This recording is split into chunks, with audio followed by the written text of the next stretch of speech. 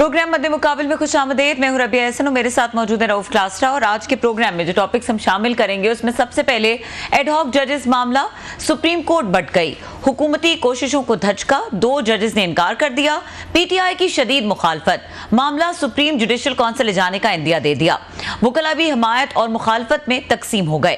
माजी में किस किस दौर में एडहॉक जजेस लगते रहे, अहम डिटेल्स आपके साथ इस हवाले से शेयर करेंगे। इसके अलावा बात करेंगे विफाकी वजीर दिफा ख्वाजा आसिफ ने मुल्क में इमरजेंसी के निफाज का इंदिया देकर तहलका मचा दिया। सुप्रीम कोर्ट में इलेक्शन के हवाले से ऑडिट की बाज़गश्त, हुकूमत कौन सा बड़ा कदम उठा सकती है, इसके ऊपर बात करेंगे। इसके अलावा बात करेंगे पाकिस्तान तहरीक इंसाफ को मखसूस नशिस्तें देने का मामला, हुकूमत फंस गई, इलेक्शन कमीशन का अमल दरामद इजलास बेनतीजा खत्म, कोई फैसला ना हो सका। और इसके अलावा शामिल करेंगे ओमान मस्जिद में धमाका, 4 पाकिस्तानियों समेत 9 अफराद जाँ बहक, हमलावर भी मारे गए, हमले का असल टारगेट कौन, आर्मी चीफ के अहम दौरे ओमान में क्या मामला डिस्कस हुए, पाक ओमान दोस्ताना ताल्लुकात और दीगर अहम उमूर पर ओमान में रिहाइश पजीर अहम पाकिस्तानी शख्सियत अमीर हमजा हमारे साथ प्रोग्राम में मौजूद होंगे, उनसे बातचीत करेंगे। और इसके अलावा बात करेंगे अमेरिकी सदर जो बाइडेन ने अमेरिकी सुप्रीम कोर्ट में बड़ी तब्दीलियों का इंदिया दे दिया। डेमोक्रेट्स की जानिब से अमेरिकी सदर जो बाइडेन पर इलेक्शन से दस्तबरदार होने का दबाव, डोनाल्ड ट्रंप ने इलेक्शन में जीत के बाद सऊदी अरब की बड़ी हिमायत का ऐलान कर दिया। ये तमाम टॉपिक्स हैं जो आज के प्रोग्राम में शामिल करेंगे। और डिस्कशन के लिए हमें ज्वाइन कर रहे हैं साबिक जज सीनियर कानूनदान शाखावर साहब, उनको वेलकम करेंगे। अस्सलाम वालेकुम शाखावर साहब। वालेकुम अस्सलाम। शाखावर साहब बहुत शुक्रिया हमें ज्वाइन करने के लिए। It is always an absolute pleasure to have you in the show. ये बताइए, ये जो तनाज़ा इस वक्त हमने देखा है खड़ा हो चुका है एडहॉक जजेस को लेकर, ये क्यों इतना ज़्यादा मुतनाज़ा हो गया ये मामला? ये एक प्रैक्टिस क्या यूजुअल प्रैक्टिस नहीं है? इस कानून में कोई मसला है? वही जजेस हैं, उनको क्या मसला है बतौर एडहॉक जजेस तैनात होने में? और बार्स तकसीम हो गई इस मामले पर, ये क्यों हो रहा है सब कुछ? देखिए रबिया, मैं आपको एक बात बताऊं कि इस वक्त जो एक सियासी तनाव का माहौल बना हुआ है उसका शिकार तमाम इदारे हैं और वो आला अदलिया भी जो है वो उससे जो है वो बची हुई नहीं है। तो अब बात ये है कि अब हर चीज को अगर किसी ने भी कोई कदम उठाया है, चाहे वो नेक नियति से भी हो, उसको भी शख्स की निगाह से देखा जाता है और सियासी नजर से देखा जाता है। ये जो एडहॉक जजेस का जो मामला है ये बिल्कुल आइन का आर्टिकल 182 है, उसमें ये प्रोवाइडेड है कि अगर कोरम को पूरा करने के लिए अगर ऐसी जरूरत महसूस हो या कोई और ऐसी वजह हो जिसके तहत एक एडिशनल जजेस का रखना जरूरी है, तो उसमें चीफ जस्टिस ऑफ पाकिस्तान जो है वो ऐसा इख्तियार रखता है कि सुप्रीम जुडिशल काउंसिल के मशवरे से जो है वो एडहॉक जजेस रख सकते हैं। और एडहॉक जजेस जो बनाए जा सकते हैं उनके 2 किस्म के जजेस हैं। एक तो वो सुप्रीम कोर्ट के जज साहिबान हैं जिनको रिटायर हुए 3 साल तक पूरे नहीं हुए, और दूसरा ये है कि वो हाई कोर्ट के जज साहिबान जो कि सुप्रीम कोर्ट के जज बनने की अहलियत रखते हैं, तो वो भी उनको भी एज ए एडहॉक जज एक खास मुअय्यना मुद्दत के लिए रखा जा सकता है। तो अब ये जो 4 जज साहिबान प्रपोज हुए उसमें से 2 जज साहिबान ने जो है वो उससे जो है डिक्लाइन कर दी ऑफर, उन्होंने रीजंस भी दी।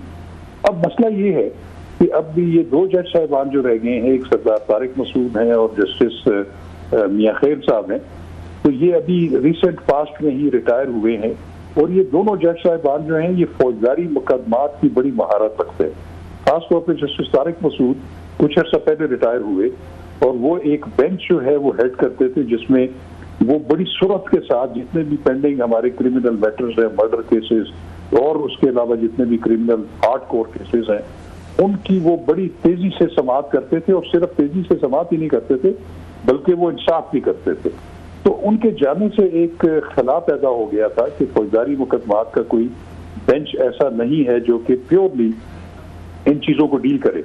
तो उसकी जरूरत जो है ये पहले से महसूस हो रही थी। तो हम 2 महीने पहले हमें ये गूंज सुनाई दे रही थी कि उनको रिक्वेस्ट की जा रही है कि आप बतौर एडहॉक जज आए कुछ अर्से के लिए और वो जो मुकदमात जो पेंडिंग पड़े हुए हैं फौजदारी उनको जो है खत्म किया जाए।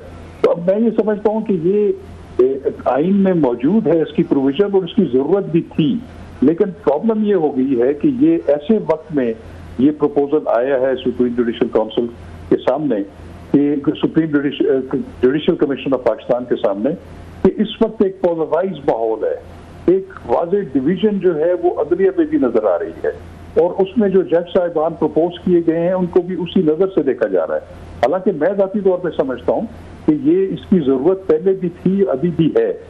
अगर फर्ज करें, अगर अभी ना भी करें, तो मैं तो ये कहूंगा कि अगर सैयद मंसूर अली शाह भी अगर chief justice Pakistan take over करते हैं तो उनको भी सबसे पहले ये काम करना चाहिए। वो सिर्फ 4 नहीं बल्कि 8-10 एड हॉक जजेस उनको बनाने चाहिए, ताकि 58,000 से ज्यादा केसेस जो है वो पेंडिंग है, और इस वक्त हजारों की तादाद में क्रिमिनल अपीलें पेंडिंग है। उसमें सजाए मौत के कैदी हैं जो अपने फेट का इंतजार कर रहे हैं, उनके केसेस नहीं लग रहे। तो इसलिए मैं समझता हूँ कि हर चीज को सियासी नजर से नहीं देखना चाहिए, अपने सियासी मफादात की ऐनक से नहीं देखना चाहिए, उसको ओवरऑल देखें कि उसका लोगों को और इस मुल्क के अवाम को क्या फायदा है। अच्छा शाह खबर साहब, आपने बड़ी डिटेल से इसको बताया, और आपने जिस तरह से ये पर्सपेक्टिव रखा है कि it's a usual practice, need based practice है, और जितना जो एक स्पीड अप करने के लिए जुडिशल सिस्टम को ये ज़रूरत है इस वक्त के एड हॉक जजेस तैनात किए जाएं। बट ये सारी चीज़ें हम लोग अगर नहीं समझ पा रहे तो जो जजेस हैं वो तो बड़े अच्छे तरीके से इसको समझ रहे हैं कि ये एक नीड बेस्ड चीज़ है, फिर उनकी एप्रीहेंशंस क्या हैं, वो क्यों पीछे हट रहे हैं ये जिम्मेदारी लेने से? देखिए, बात ये है कि ये जो जज साहिबान है, मुशीर आलम साहब और बाकर साहब जो हैं, ये बड़े क्रेडिबिलिटी और बड़े इंटेग्रिटी वाले लॉयर्स हैं, जजेस रहे हैं, और इसी तरह सरदार तारिक मसूद और मियां खेल साहब भी। अब उन्होंने जो है वो उसको जेन्युइनली अपनी मसरूफियात की वजह से उन्होंने इस ऑफर को डिक्लाइन किया है, और उन्होंने साथ साथ ये भी बताया, मकबूल बाकर साहब ने भी, कि ये बिल्कुल आईनी तकाजा है और ये होने चाहिए। उन्होंने इसको, इसकी अहमियत को जो है वो तस्लीम किया है, लेकिन उन्होंने जाती वजूहात की बुनियाद पर इस ऑफर को कबूल नहीं किया। तो अब जो 2 जज हजरात इसको कबूल कर रहे हैं, तो मेरा ख्याल है कि उसको एक wider interest of the judicial system के लिए उसको करना चाहिए। बल्कि मैंने आज जब ये आजम वजीर तारड़ प्रेस कॉन्फ्रेंस कर रहे थे, तो मैंने प्रेस कॉन्फ्रेंस के दौरान उनको एक नोट भेजा, वॉइस नोट, जिसमें मैंने उनको कहा कि आप इसको सिर्फ सुप्रीम कोर्ट तक एडिशनल जजेस पे वो महदूद न करें, बल्कि आप ये भी ऐलान करें कि हम हाई कोर्ट्स में भी जो है वो एडिशनल जजेस एक मुय्यना मुद्दत के लिए अपॉइंट करेंगे, गो के उनकी तादाद अगर पूरी भी है ऑफिशियल स्ट्रेंथ, क्योंकि उसका भी आइन में एक प्रोविजन मौजूद है कि आप सूबाई हाई कोर्ट्स में भी इतने जजेस एडिशनल अपॉइंट कर सकते हैं जितनी आपको जरूरत है। तो मैंने उनको कहा कि आप उधर भी 2-3 साल के लिए बनाएं, क्योंकि जो फौजदारी और दीवानी और हमारे टैक्स मैटर्स साल से पेंडिंग पड़े हुए हैं, वो जो एडिशनल जजेस हैं उनको असाइन करें ताकि वो पिछला बैकलॉग क्लियर करें। तो इसकी जरूरत तो है, और मैं नहीं समझता कि इस पे इतनी ज्यादा हाइप क्रिएट करनी चाहिए और इसको एक शक की नजर से देखा जाए। जी बहुत शुक्रिया sir, thank you very much. आपने बड़ा एक अच्छे तरीके से एक्सप्लेन किया। जो बातें आपको समझ आ रही हैं सर, जो आपने बताई भी हैं, खुद आप जज रहे हैं, इस वक्त सुप्रीम कोर्ट के एक टॉप के वकील भी हैं, आपने बहुत सारी पार्टीज़ को रिप्रेजेंट भी किया हुआ है, तो ये बार काउंसिल को ये बात नहीं समझ आ रही कि आपने बताया कि ये 58,000 केसेस हैं, और तारिक मसूद साहब is one of the best वो जजेस हैं जो आम लोगों को केसेस जो आम लोगों के आते हैं ना फौजदारी के, वो सुनते हैं। तो 58,000 केसेस हैं सर, जजेस हैं नहीं, तो ये बाहर के लोग जो हैं जिन्होंने रेजोल्यूशंस पास की हैं, जिन्होंने मुखालफत की है, यहाँ तो हर वक्त सियासी केस लगे रहते हैं सर। मुझे तो नहीं याद पड़ता कभी मैंने सुप्रीम कोर्ट के कोई हालिया दिनों में हाई कोर्ट में किसी आम लोगों के आम चीज़ों के कोई केसेस की डिटेल सुनी हो। तो ये तो सुप्रीम कोर्ट में तो हर वक्त सियासी केस चल रहे हैं। अगर वो कोई उसमें लाने की कोशिश कर रहे हैं तो वो कहते हैं कि जनाब के ये जजेस जो हैं इनको ना लाएं कोई इसमें। तो ये जब कोई कुछ जज आके लगता है दोबारा रिहायर होता है तो तनख्वाह उसको वही मिलती है जो ऑलरेडी पेंशन की शक्ल में मिल रही है, या एडिशनल मिलती है, 2 तनख्वाहें और पेंशन मिलता है सर, ये क्या इसका सिस्टम होता है? क्योंकि अभी तो पेंशन वो ले रहे होंगे 10-12 लाख, तो क्या फिर नई तनख्वाह भी मिलती है या उसी पे ही उनको काम करते रहते हैं पहले वाली पेंशन पे? रूप साहब, मैं इस बारे में ज्यादा क्लियर नहीं हूँ, लेकिन मेरा जाती ख्याल ये है कि वो फिर तनख्वाह अगर लेंगे तो फिर उस वक्त तक शायद पेंशन उनकी रुक जाए। लेकिन एक चीज मैं आपको बताऊं, जहाँ तक आपने बार काउंसिल्स का जिक्र किया है, ये एक बड़ी अफसोसनाक बात है कि बार काउंसिल्स, पाकिस्तान बार काउंसिल कर लें आप, सुप्रीम कोर्ट बार या जो प्रोविंशियल बार काउंसिल्स हैं, उनको हमेशा एक उनका गैर जानिबदाराना रोल रहा है। गो कि उसमें जो लोग इंडिविजुअली है वो अपनी अपनी सियासी वाबस्तियां जरूर रखते हैं, लेकिन एज अ प्लेटफॉर्म मैं समझता हूँ कि ये एपेक्स बार जो है वो कीजिएगा, मैं आपकी बात काट रहा हूँ सर, अहम बात है मेरा, मतलब सवाल सर थोड़ा सा ले लें, बड़ी मतलब आपने कहा बात सुन लें आप सर, अनफॉर्चुनेटली ये भी सियासत ज़्यादा हो गए हैं। ये भी सियासी तकसीम का शिकार हो मैं गए। यही कहना चाह रहा था उनके जो स्प्लिट रेजोल्यूशन आ रहे हैं कि एक पाकिस्तान बार काउंसिल का ग्रुप जो है वो इन एडिशनल जजेस की तैनाती पे जो है एतराज कर रहा है और दूसरा ग्रुप जो है वो उसको लाउडली सपोर्ट कर रहा है। तो ये मैं समझता हूँ कि वो जो मैं बार काउंसिल्स का और बार एसोसिएशंस का जो रोल देखता हूँ वो बदकिस्मती से वो नहीं है, वहां पे भी सियासी तकसीम है। तो ये मैं समझता हूँ कि इसलिए इनका स्प्लिट जो है व्यू पॉइंट है इन जजेस की अपॉइंटमेंट। सर हमेशा से हमने देखा है, मुझे तो नहीं याद पड़ता कि कभी no offences to bar councils और उनके सरबराहान को, मुझे तो नहीं याद पड़ता कि कभी ऑब्जेक्टिव रही हूँ। ये तो हमेशा हामिद अली खान साहब का ग्रुप है, ये आसमा साहिबा का ग्रुप है, ये आपस में इन्हीं की चलता रहता। हमने तो ये सुना है कि आसमा जहांगीर साहिबा के ये सपोर्टर हैं सर, उनका ग्रुप जीत गया है, वो कहते नहीं ये हामिद खान साहब का जीत गया है, कभी मुनीर शेख साहब होते थे उनका जीत गया है। ये तो हमेशा से ये डिवीजन रही है सर, पॉलिटिकल बेसिस पे, आइडियोलॉजी पे ये लोग तो डिवाइड रहे हैं। ये कब की बात है सर कि ये कोई ऑब्जेक्टिव रहे हो? ये कम से कम मुझे तो नहीं याद पड़ता। Please correct me sir. देखिए इसमें कोई शक नहीं है कि सुप्रीम कोर्ट बार में या पाकिस्तान बार काउंसिल में जिन दो ग्रुप्स का जिक्र किया वो एक जमहूरी तकसीम है। मैं ये नहीं समझता कि वो आइन की हुक्मरानी या कानून की पासदारी के हवाले से उनका मुख्तलिफ हो। ठीक है, वो पोलराइज भी जरूर है, वो भी है, लेकिन मैं आपको बताऊं कि एक दफा आपने देखा होगा जब जस्टिस सजाद अली शाह का जो क्राइसिस आया था और उसमें दो कोर्ट्स बन गई थी, सुप्रीम कोर्ट दो हिस्सों में तकसीम हो गई थी वाज़ेह तौर पर, उस वक्त बार काउंसिल्स और बार एसोसिएशंस की ज्वाइंट एक्शन कमेटी बनी थी और उन्होंने इनके दरमियान आपस में मामलात को पैचअप करने की कोशिश की थी।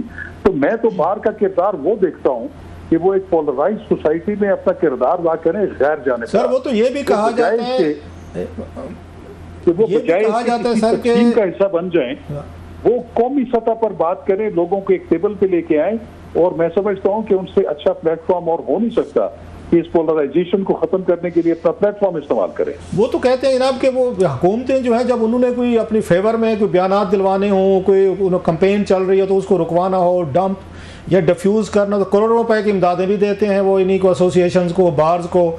और वो फिर हुकूमत की कोशिश भी होती है कि जो बार के इलेक्शन है, स्पेशल सुप्रीम कोर्ट या आपकी मेन बार्स हैं, लाहौर हो या इस्लामाबाद वगैरह जो भी बाकी हैं चारों, तो कि हमारे बंदे होने चाहिए। वहाँ पे तो बड़ी लॉबिंग होती है, पैसा चलता है, क्लाउड चलता है सर, इसी वजह के लिए कि जनाब कि ये कल को हमें सपोर्ट मिलेगी। यहाँ से अपोजिशन भी कोशिश करती है लेकिन ये हुकूमत ज़्यादा कोशिश करती है, फंड्स होते हैं, इसके पास पैसा होता है सर। बिल्कुल रूफ साहब मैं दुरुस्त फरमा रहे हैं, मैं इससे बिल्कुल आपकी बात को कंट्राडिक्ट नहीं करूंगा सर। अनफॉर्चुनेटली ऐसा हो रहा है क्योंकि अब बार के जो इलेक्शंस हैं वो सुप्रीम कोर्ट बार के प्रेसिडेंट का इलेक्शन हो, पाकिस्तान बार काउंसिल का, इवन हाई कोर्ट के प्रेसिडेंट्स के इलेक्शन जो हैं ये अब करोड़ों अरबों में चले गए हैं। और वो भी आपकी बात दुरुस्त है कि हमने देखा है कि कई जगहों पे बाकायदा वो जो लैंड माफियाज हैं वो तक उनको सपोर्ट करते हैं। तो मैं इसी चीज की तो निशानदेही कर रहा हूँ कि ये वाहिद ऐसे प्लेटफॉर्म्स थे जो कि एक कौमी रोल अदा कर सकते थे। तो मैं उसी की वजह जो है वो अपने इन बार काउंसिल्स और बार एसोसिएशंस के ऊपर मैं तहफ़्फ़ुज़ात रखता हूँ और आपके ख्यालात से मैं मुत्तफ़िक हूँ। अच्छा सर, इनका किरदार जो है अबाव बोर्ड होना चाहिए, ऐसा यूं लगता है खैर इदारे इतने पहले पावरफुल भी नहीं थे कि हम कहें जी पहले बड़ी रोजी पिक्चर थी, आपको डिक्लाइन आ गया है, आपकी भी उम्र या हमारी भी इसी 10 की स्याही में गुजरी है कि सर कोई इदारा बच नहीं गया इस मुल्क में जिसमें कोई एतबार रहा हो, छोटा सा कोई बंदा बच गया हो। मतलब पहले पार्लियामेंट फारिग हुई, वहाँ से कौमी असम्बली, सेनेट वो इनफेक्टिव हुए, फिर कैबिनेट की कोई हैसियत ना रही, फिर प्राइम मिनिस्टर ऑफिस की कोई हैसियत नहीं रही, अब इलेक्शन कमीशन की कोई हैसियत नहीं है, सुप्रीम कोर्ट का कोई छोटा मोटा कोई रोब दबदबा होता था वो नहीं रहा, एस्टेब्लिशमेंट का भी ऐसे हमने देखा है वो भी बुरे तरीके से एक्सपोज हुए, उनका भी वो बात नहीं रही जो उनकी कोई अगर उसमें होती थी किसी दौर में। तो बाकी बच क्या गया है सर? जो बंदे की अपॉइंटमेंट होने लगती है कोई ना कोई उस पर एतराज़ ठोक देता है। वो जरदारी साहब के अपने होते थे, नवाज शरीफ साहब के अपने एतराज़ात थे, इमरान खान साहब, तो क्या करें सर? फिर फ्री फराल कर दें? ये तो कोई किसी की बात ही नहीं सुनता, कोई बंदा अपॉइंट करें। आपको याद होगा तसद्दुक़ हुसैन जिलानी साहब को लगा रहे थे साबिक़ चीफ जस्टिस साहब, उन पे भी अगर मीडिया कैंपेन शुरू होगी वो बेचारे इज्जत के मारे बचा के वो साइड पे होगा। मैं अभी भी कहता हूँ ये जो 2 जजेस साहबान इन्होंने भी अपनी इज्जत बचाई, अभी हम क्यों दोबारा जाएं और दोबारा हमारे में बम्बारमेंट और रेजोल्यूशन हो, तो क्या तो फिर कैसे चलेगा सर? एवरीबॉडी इज डाउटफुल, ये तो हर बंदे पे शक होते हैं सर, कोई एक बंदे नहीं बच गया। बात ये है कि जो अच्छे लोग हैं वो भी इदारों में आने से घबराते इसलिए हैं कि वो उनके खिलाफ जो ट्रोलिंग होती है और उनका जो ऐसे लोग जो कि शायद उनकी किसी इकदाम से जो है विक्टिमाइज या मतलब मुतासर हो सकते हों, तो वो फिर उनको आने से पहले ही उनकी ट्रोलिंग शुरू कर देते हैं। तो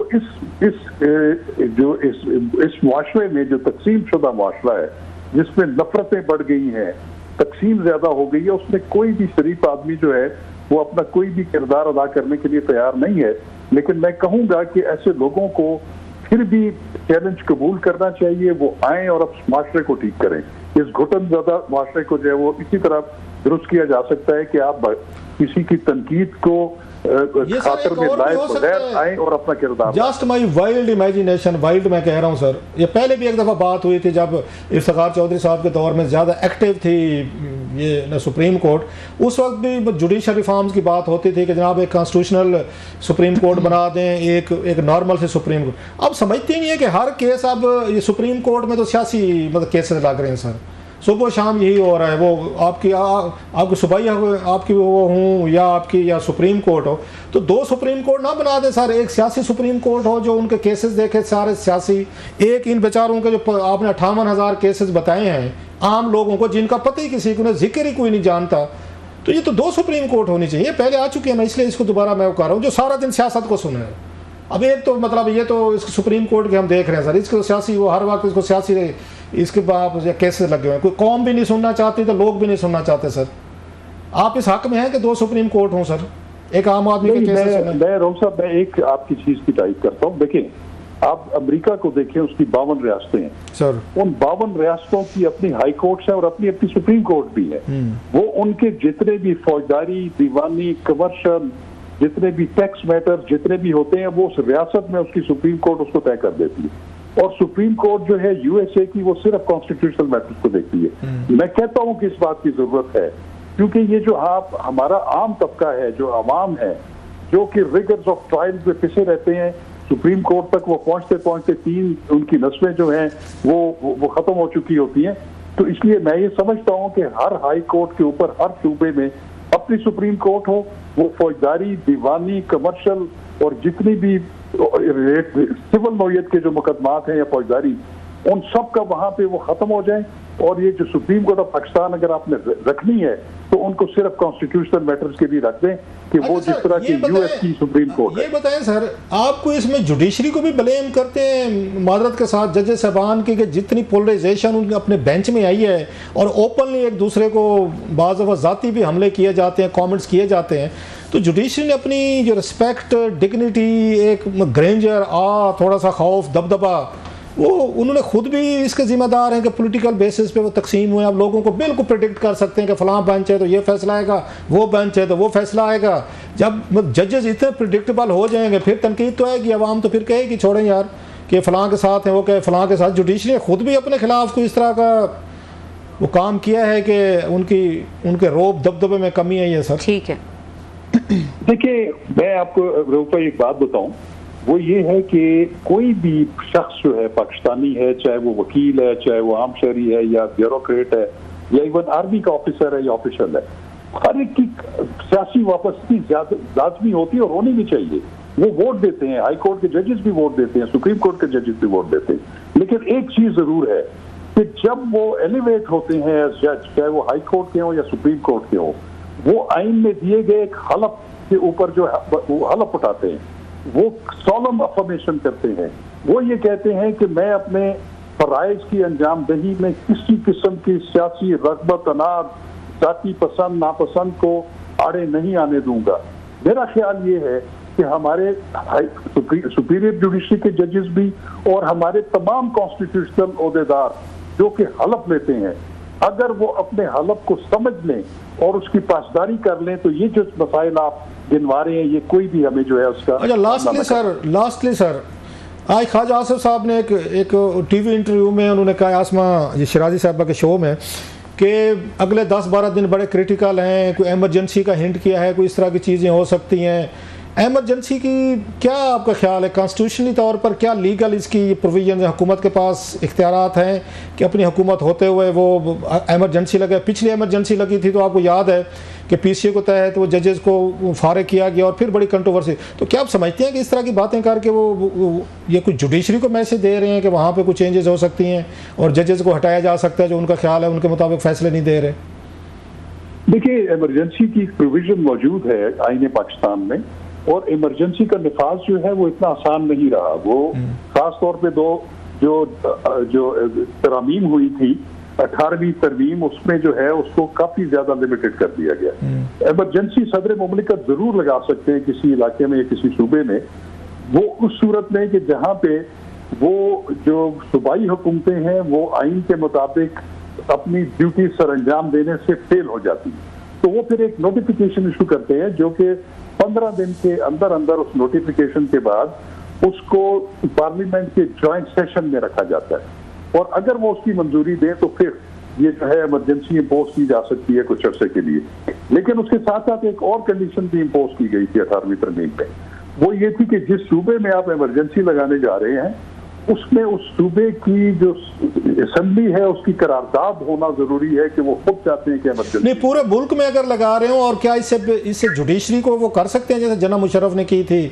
उन्होंने जजेस को हटाया था 3 नवंबर को? वो वाली जो नवंबर वो जो 2007 वाली जो इमरजेंसी थी उसका तो आइन के साथ कोई ताल्लुक नहीं था। ओके, वो आप समझ लें कि एक मिनी मार्शल लॉ था, वो तो आइन से जो है वो इनहराफ था, आइन की प्रोविजन नहीं थी। मैं जो बात कर रहा हूँ इमरजेंसी की जो प्रोविजन है वो आइन में जरूर मौजूद है, लेकिन उसका तरीकाकार वो है जो मैं आपको बहुत शुक्रिया सर जी, थैंक यू वेरी मच, आपने बड़ा टाइम दिया सर, ग्रेटफुल। बहुत शुक्रिया। शाह खावर साहब हमारे साथ मौजूद थे, एक्सक्लूसिव गुफ्तगू कर रहे थे। यहाँ पे वक्त हुआ ब्रेक का। ब्रेक के बाद हम बात करेंगे ओमान में ये जो दहशतगर्दी का वाकया हुआ और बहुत अनफॉर्चुनेट ये वाकया था, इस पर बात करने के लिए हमारे साथ वहाँ से मौजूद होंगे वहाँ की बासर शख्सियत है अमीर हमजा साहब, उनका तारुफ भी कराएंगे ब्रेक के बाद। आपके साथ हमारे साथ रहिए।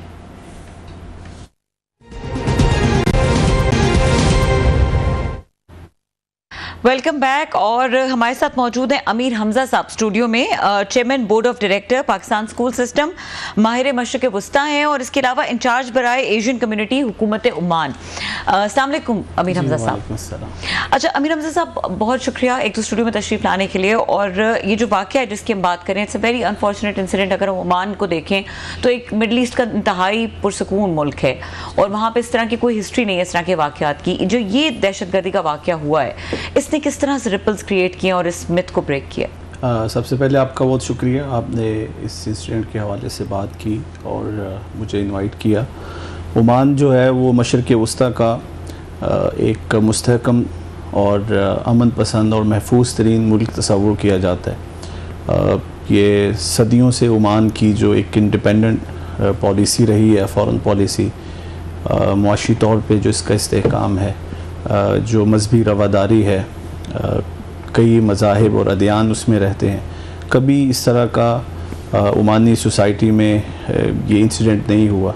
ये पहला वाक़या है जिसने मशरिक़ वस्ता को काफ़ी इज़्तिराब का शिकार किया, ख़ास तौर पे खलीजी ममालिक को। ओमान तो अमूमी तौर पे जो ख़ित्ते का जो तनाज़ात का शिकार ममालिक हैं उनकी सालसी के लिए भी मशहूर है। बैकडोर डिप्लोमेसी, खा वो ईरान और सऊदी अरेबिया की हो, ईरान और अमेरिका की हो, पाकिस्तान और हिंदुस्तान की जो ट्रैक टू डिप्लोमेसी है वो भी ओमान ही होस्ट करता है।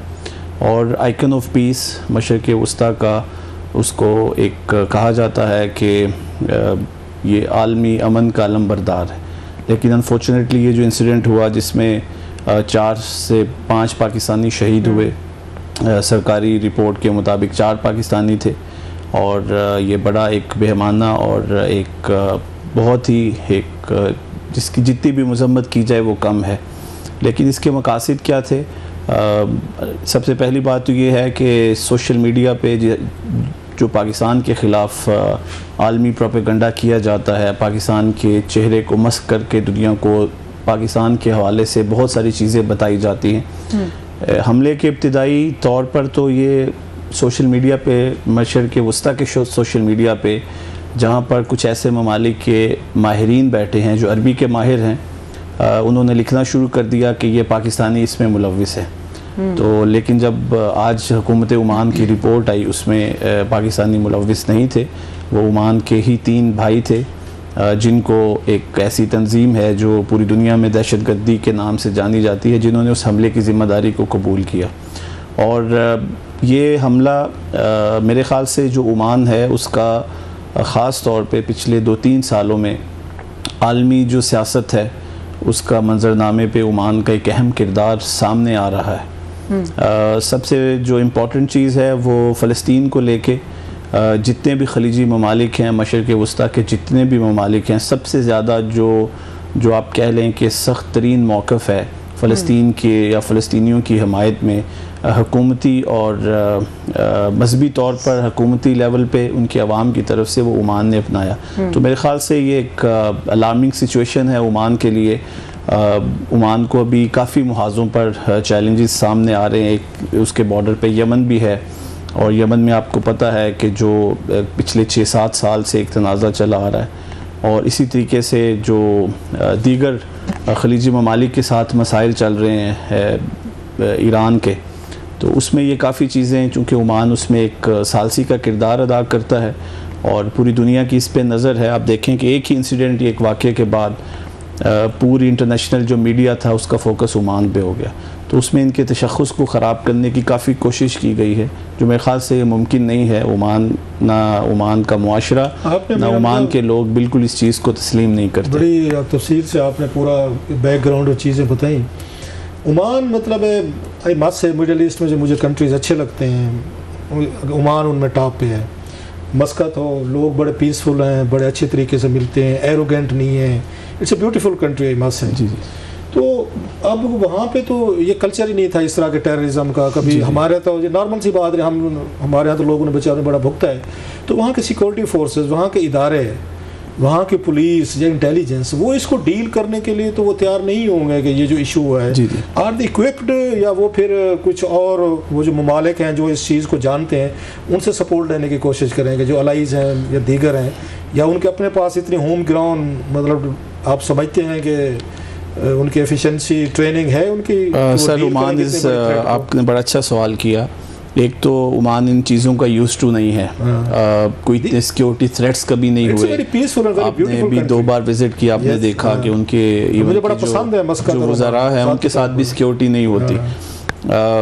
ओमान इज़ कैपेबल इनफ, जो उनका सिक्योरिटी सिस्टम है, इंटेलिजेंस का सिस्टम है, लेकिन जब घर के अंदर ख़राबी हो, जैसे मैंने आपको बताया कि वो 3 सगे भाई थे, और ओमान के अंदर असला लाना ये एक मोटिव सामने आया है 3 भाइयों का, वही कि जो एक फ़िक्री तौर पर से जो फ़िक्री तौर पर नौजवानों को मुनहरिफ किया जाता है, जिसमें फ़िरका वारियत है, दूसरे एतकाद वालों को जो है वो काफिर करार दिया जाता है। ये तो अमूमी चीज़ें हैं जो सारी दुनिया में सामने आ रही हैं, और ये मशरिक़ वस्ता में एक लहर है। सवाल हुई है कि हैंडल कैसे करेंगे इसको, मतलब how Oman government will handle it. उसमें सर जो सबसे बड़ा एक फैक्टर है, जी कॉपरेशन भी है, जो खलीजी ममालिक का ऑलमोस्ट तो कॉपरेशन है ही, लेकिन जो जहाँ से ये चीज़ें आती हैं, जो मेरे ख्याल यमन का बॉर्डर है जहाँ से इजीली ये स्मगल वगैरह हो सकती है चीज़ें, उस पर मज़ीद कंट्रोल करेंगे।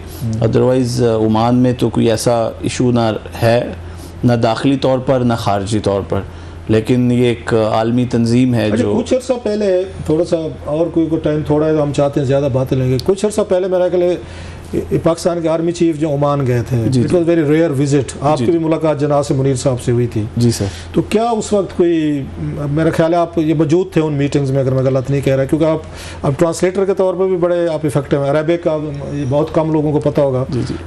मैंने तो देखा हुआ है आपको वहाँ पे कि अरबी पे आपको बहुत मतलब कमांड है, मतलब नेटिव की तरह बोलते हैं। तो क्या इनका दौरा था, इनका क्या इनके इश्यूज थे? एक गैर रस्मी मेरी उनसे मुलाकात हुई थी। ये उनका बड़ा एक अहम दौरा था। ये उस मौके पर दौरा हुआ जब हिंदुस्तान जो है वो कश्मीर पे आलमी बरादरी को मकबूजा कश्मीर के अंदर इकट्ठा कर रहा था। तो जो सरकारी ज़राए ने जब बताया, वहाँ के जो एम्बेसडर साहब हैं उन्होंने भी इस बात की तस्दीक की कि जब उनकी टॉप लीडरशिप से मुलाकात हुई आर्मी चीफ इमरान साहब की बात, जी इमरान अली चौधरी साहब ने भी इस चीज़ की तायीद की कि जब उनकी टॉप लीडरशिप से मुलाकात वैसे बड़े अवामी किस्म के एम्बेसडर हैं, अनलाइक जी उन्होंने दरवाजे खोले हैं जी आम पब्लिक के लिए। अभी जो रिसेंटली ये वाक़या हुआ, उनका नंबर था उन लोगों के पास जो हॉस्टेज थे वहाँ पे, उन्होंने डायरेक्ट उनको कॉल की और वो खुद हॉस्पिटल्स में उसी मौके पर पहुंच गए। मैं उनको फॉलो उनका बड़ा एक्टिव रोल सामने आया। Chaudhry Imran is a very active जी डिप्लोमेट। उनका रोल बड़ा पॉजिटिव था। जो आर्मी चीफ साहब का विज़िट था, जब उनकी टॉप लीडरशिप से मुलाकात हुई तो उन्होंने रिक्वेस्ट की ओमान से कि हम आपसे ये इस चीज़ की दरख्वास्त करते हैं कि आप उस समिट में ना जाएं। और ग्रेटफुली ओमान ने बड़ा उस चीज़ को एक्सेप्ट किया और उस जो कॉन्फ्रेंस मुनक्कद होने जा रही थी तो आर्मी चीफ साहब के कहने पे वो ओमान ने उसमें अपनी पार्टिसिपेशन नहीं की सर। मेरे ख्याल ह्यूज स्टेप सर। थोड़ा सा आगे चलते हैं सर कि आप वहाँ पे जो कॉमन लोगों के इश्यूज़ हैं, आप जो वहाँ पे इस वक्त ये ओवरसीज़ पाकिस्तानीज़ के स्कूल्स हैं जी सर, मेरे ख्याल 8 से 10 हैं शायद। जी 8 तो कोई 8000 के करीब स्टूडेंट्स वहाँ पढ़ते हैं। आप जो उनका बोर्ड है स्कूल का, आप उसके चेयरमैन भी हैं सर। जी it has been a very challenging job. बहुत सारे लोगों की माजी में शिकायतें भी थी, तो अभी भी इसको कैसे मतलब आप वहाँ पे देखते हैं ओमान में पाकिस्तानी कम्युनिटी खुश है, राज़ी है आपसे?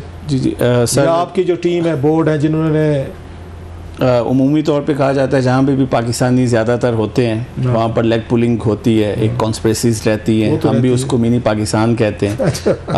चैलेंजिंग सिचुएशन के साथ साथ आपको मज़ा ही काम करने का सर तब आता है कि आपके चैलेंज बहुत ज़्यादा हों, आपके इर्द गिर्द लोग खींचाताने वाले बहुत ज़्यादा हों, तो आप फिर उस ऐसे मौके पर आप डिलीवर करके दिखाएं। तो पिछले 2.5 साल से I am serving as a chairman board of directors. जो पाकिस्तानी स्कूल्स हैं जिसमें तकरीबन हमारे जो 4 लाख कम्युनिटी वहाँ पर मुकीम है, उनके बच्चे पढ़ते हैं। 4 लाख पाकिस्तानी? जी ओमान में 4 लाख पाकिस्तानी हैं। अनफॉर्चुनेटली ओमान उस तरह पाकिस्तानी हुकूमत के रिडार पे नहीं है जिस तरह दीगर खलीजी ममालिक हैं। ऑल्दो के पीपल टू पीपल कनेक्शंस हैं, but government to government less than expected. सबसे करीब तरीन मुल्क होने के बावजूद सियासी तौर पर हम बहुत दूर हैं।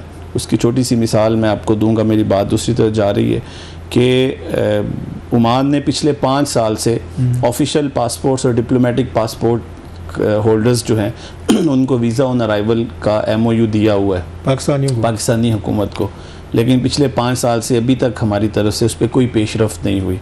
और ये बड़ा चैलेंजिंग है कि ओमान में 100 ममालिक से ज़्यादा जो नेशनलिटीज़ हैं उनके लिए ऑन अराइवल वीज़ा सिवाय पाकिस्तानियों के, जिनके पास डिप्लोमेटिक पासपोर्ट। जी डिप्लोमेटिक भी। और क्लियर कर दें, नहीं तो सारे पाकिस्तानी समझेंगे जी कि ये ग्रीन पासपोर्ट होल्डर के लिए नहीं है, ये जो डिप्लोमेटिक पासपोर्ट होल्डर है जो हमारी डिफरेंट क्लास है, जिनके पास डिप्लोमेटिक या सरकारी पासपोर्ट है, ऑफिशियली पासपोर्ट, उनके लिए MOU है। और नेक्स्ट स्टेप पूरा मुल्क चल पड़ेगा सर अगले दिन के वहाँ पे ऑन अराइवल वीज़ा मिल रहा है। वो भी हो सकता है, लेकिन अगर हमारी हुकूमत उसमें थोड़ी सी, हमारी हुकूमत क्या वजह है? मैं पहले भी जब मैं गया था तो उस वक्त लोगों ने मसला उठाया था, मतलब हमारी क्यों रिलेक्टेड है कि ये क्यों नहीं रखना चाहती ओमान के साथ, हालांकि यहाँ से तो मेरे ख्याल आधे वो क्या कहते घंटे तो कि यहाँ से फेरी चल सकती थी, 2 घंटे की फेरी चल सकती है, तो गवादर जाए। मेरे ख्याल से जो हुकूमत पाकिस्तान के वक्फा लेना है उन्होंने, ब्रेक अगर ले लें उसके बाद इसी सवाल का जवाब लेते हैं। डिस्कशन को यहीं से कंटिन्यू करेंगे, हमारे साथ रहिए।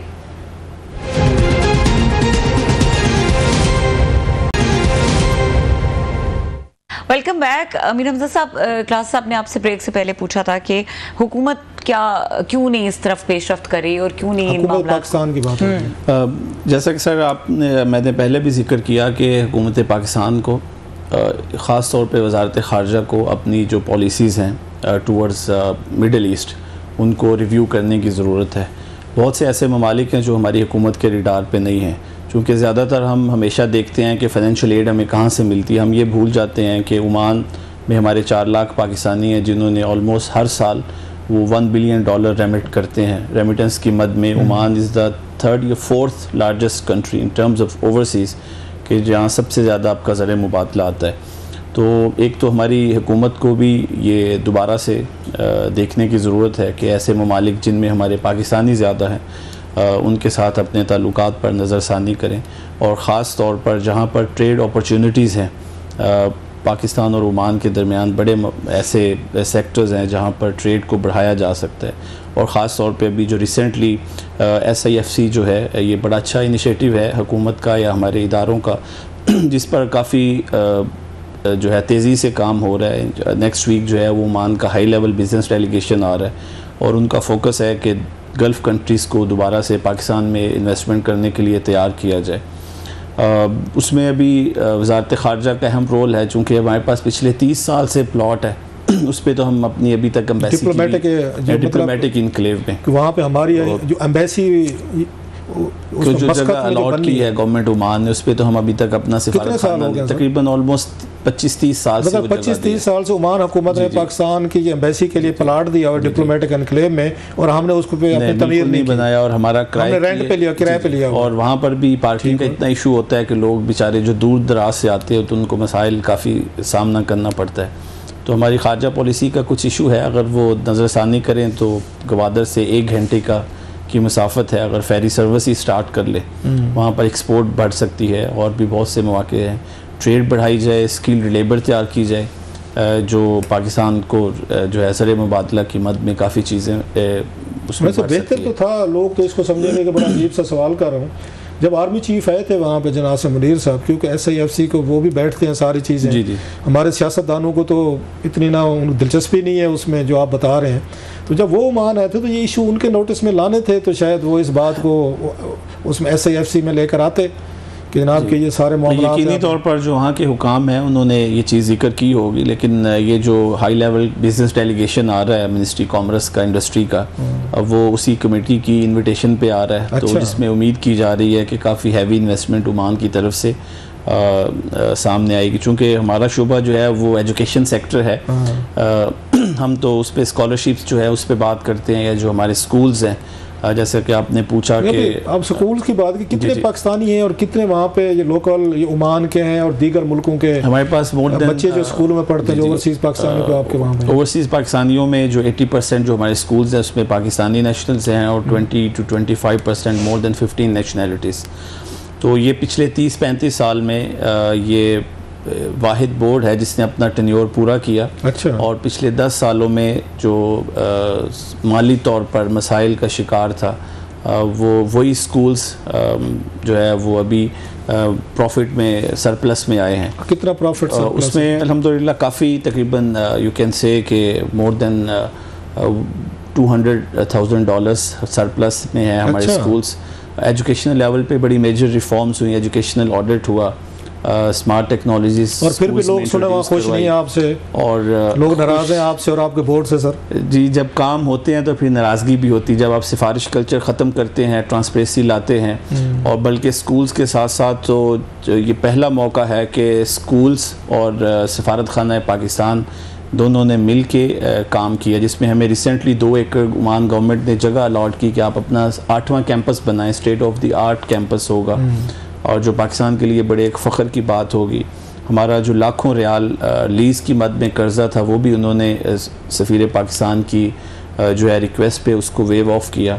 तो उसी की मद में अच्छे नहीं उसी की मद में उनको भी तनकीद का निशाना बनाया जाता है। हर आए रोज़ उनके खिलाफ एक एप्लीकेशन जी जो सफ़ीर पाकिस्तान है के स्कूल और जो एप्लीकेशन किसको ये भेजी जाती है उनके खिलाफ कि यही कि इनको ऑफिस में भेजी जाती है, जो एक माफिया टिपिकल किस्म का हर कम्युनिटी में होता है, आप बेहतर समझते हैं, वही उनके खिलाफ हैं, स्कूल के खिलाफ। ठीक है अमीर हमजा साहब, आप बहुत इंटरेस्टिंग गुफ्तगू कर रहे हैं और बहुत कुछ ऐसा जानने को मिल रहा है जो वाकई अनएक्सप्लोर्ड है और जिससे पता होना चाहिए तमाम पाकिस्तानियों को कि किस किस्म के और ख़ास तौर पर डिसीजन मेकर्स हैं, ताकि इन एवेन्यूज़ को एक्सप्लोर किया जा सके। बहुत शुक्रिया स्टूडियोज़ में आने के लिए और हमें वक्त देने के लिए। यहाँ पे प्रोग्राम का वक्त ख़त्म हो गया, देखने के लिए शुक्रिया, इजाज़त दीजिए, अल्लाह हाफ़िज़।